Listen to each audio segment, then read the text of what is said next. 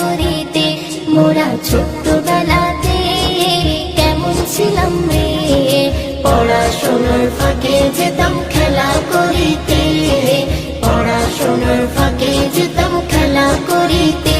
এখন সেসব বেলাই নাই, শুধু মোবাইল চালাই। এখন সেসব বেলাই নাই, শুধু মোবাইল চালাই।